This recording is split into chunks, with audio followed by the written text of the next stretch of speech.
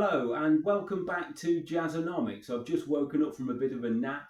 I was up at 3 o'clock this morning attacking the used car market with my usual level of manic intensity. I've been doing that for the last few mornings and few days, and probably for several days before that.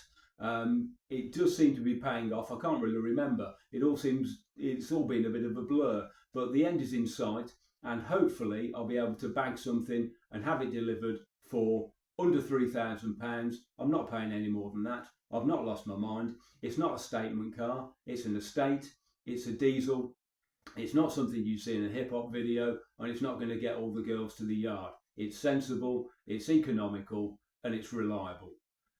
Not very exciting.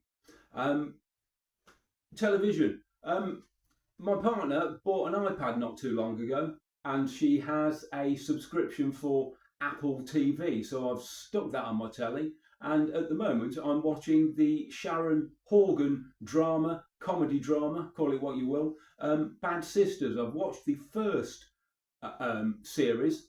Very, very good indeed. Now I'm probably about 3 episodes in to the second. There are 2 series on there. It's the only thing that I've watched so far on Apple TV. To be honest, I've had a bit of a look around. There's not much else there that catches my attention. Emma and me watched an episode of Slow Horses. I think Emma's been watching quite a bit of it. She enjoyed it. I thought it was okay. Nothing to write home about. But Bad Sisters, very, very good indeed. It's funny, it's dark, it's, very enjoyable indeed. Doesn't let up. What was I going to talk about now? Oh yes, in the background there, the complete Atlantic studio recordings of the Modern Jazz Quartet, 56 to 64. But firstly, I shall quickly mention this jumper. I bought it from a charity shop in Fishguard ages ago. I think I went to give the woman behind the counter a couple of pounds for it. She looked at it, and I think she only charged me £1. She took pity on me because it was in such a terrible state. And as you can see, it is slightly moth-eaten, and it does have more than a touch of the Reeves and Mortimer sketch Geordie jumpers about it, although it is probably a little too vibrant. If you've seen the Reeves and Mortimer Geordie jumper sketch, it's very, very funny. Lots of biscuit, oatmeal and browns, a lot of mullets, moustaches in a pub. It's a very funny sketch. Anyway, the Modern Jazz Quartet. I'm not overly taken with the Modern Jazz Quartet. I do find their arrangements a little bit starchy and formal, and it doesn't swing enough for me. There's an album that I've got stored down there, which I probably should have got out, and it sort of illustrates that Modern Jazz Quartet. Oh, get it out now. Yes, where is it? Oh no, it's not that one.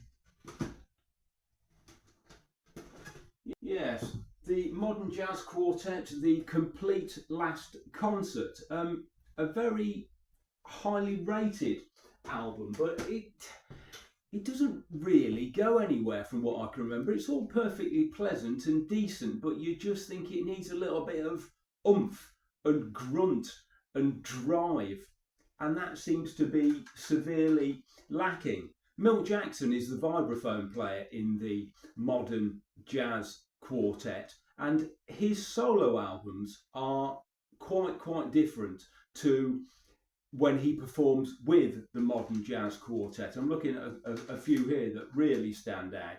I've got a couple of copies of this.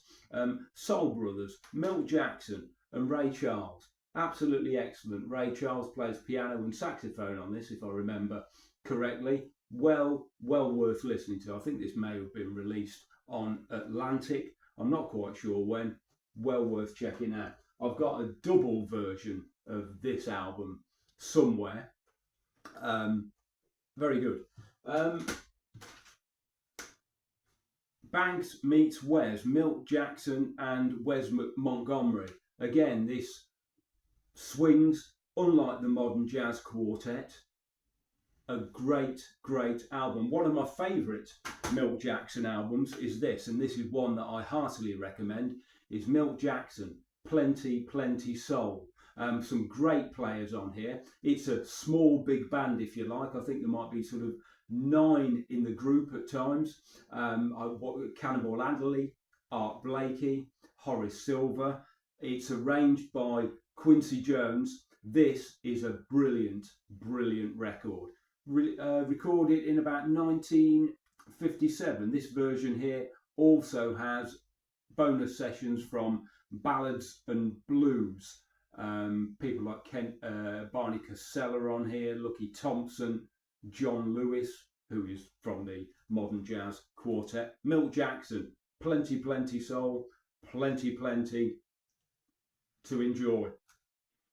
This is a Modern Jazz Quartet album that is really quite dull.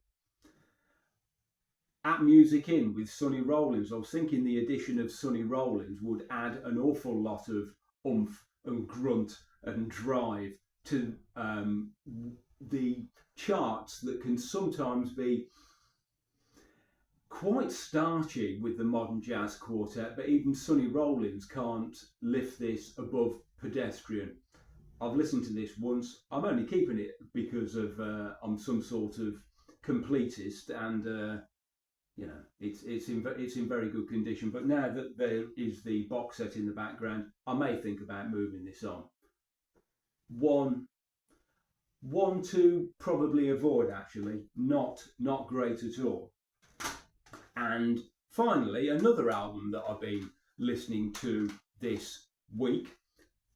It's not the Modern Jazz Quartet, but one that is really, really great. It is Sonny Clark, Blues in the Night, recorded in 1958 on the Blue Note label. Paul Chambers on bass and Wes Landers on drums, a name that I'm quite unfamiliar with.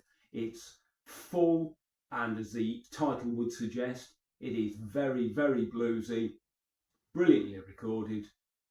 I would recommend that wholeheartedly. And also at the moment I've started working through the Miles Davis in Stockholm 1960 complete. I've listened to the first disc of this, which strangely contains an interview with John Coltrane as the 4th track.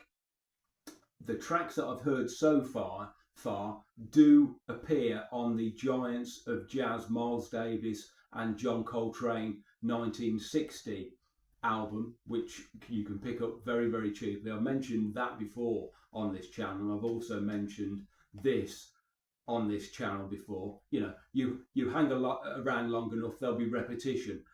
Prince said there was joy in repetition, but in fairness, he's never lived with me, has he? There's an awful lot of repetition here. Brilliantly recorded. It sounds, to my ears, pretty much the same as the Giants of Jazz CD. One you should definitely check out. And I think the Stockholm concert has been mentioned on a very, very good YouTube channel called, I think it's called 10-Minute Record Reviews or 10-Minute Jazz Record Reviews. I think it's a Canadian chap who's on there. I'm not quite sure what his name is, but 10-Minute Record Reviews. He is incredibly knowledgeable, encyclopedic almost. A very, very good channel, one that I wholeheartedly recommend. And also another YouTube music channel that you should check out. Some of you watchers out there may well be aware of this chap, Andy Edwards. Engaging, funny, opinionated. I like him a lot. A very, very good channel. It's not, I wouldn't say it's polished. I wouldn't say it's polished at all. But probably my most watched YouTube music channel. That's probably enough for today. Thank you very much for watching. If you like this video, please like, share and subscribe. This has been sponsored by Geordie Jumpers. This was Jazzonomics.